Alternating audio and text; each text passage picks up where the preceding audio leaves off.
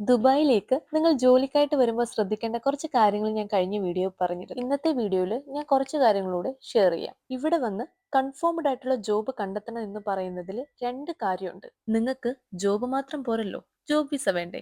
ചില company visa തരാമെന്ന് പറഞ്ഞ് ട്രെയിനിങ്ങിന്റെ പേര് നമ്മളുടെ സമയം കളയും. അല്ലെങ്കിൽ നമുക്കുള്ള സമയം കഴിയുമ്പോഴായിരിക്കും നമുക്ക് വേറെ നല്ല ജോബ് റെഡിയാവുന്നത്. ഇങ്ങനത്തെ സിറ്റുവേഷൻ ഒന്നും ഉണ്ടാവാതിരിക്കാൻ വേണ്ടിയാണ് ഇവിടെ വരുമ്പോൾ തന്നെ കൺഫേംഡ് ആയിട്ടുള്ള ജോബ് കണ്ടെത്തണം എന്ന് ഞാൻ പറഞ്ഞത്. ഇനി രണ്ടാമത്തെ കാര്യം, നിങ്ങൾ ഇവിടെ വരുന്ന ടൈമിൽ നിങ്ങളുടെ കയ്യിൽ കുറച്ച് ക്യാഷ് അധികം ഉണ്ടാവും. കൃത്യമായിട്ടുള്ള ഒരു ധാരണ നിങ്ങൾക്ക് ഇല്ല എങ്കിൽ നമ്മളുടെ കയ്യിൽ ക്യാഷ് നിൽക്കില്ല.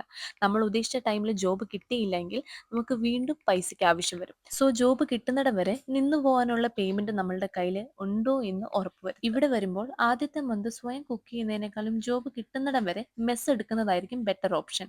സെൽഫ് കുക്കിംഗ് ആണെങ്കിൽ എക്സ്പെൻസിന് വ്യത്യാസം ഉണ്ടാവും. എന്റെ മുമ്പുള്ള ഒരു വീഡിയോയിൽ ബെഡ് സ്പേസിന്റെ ബ്രോക്കറിന്റെ കോൺടാക്റ്റിനെ പറ്റി ഞാൻ പറയുന്നുണ്ട്. എന്റെ DM മെസ്സേജ് ചെയ്തവർക്ക് എന്നെ കൊണ്ട് പറ്റുന്ന രീതിയിൽ ഞാൻ ഷെയറും ആക്കിയിട്ടുണ്ട്.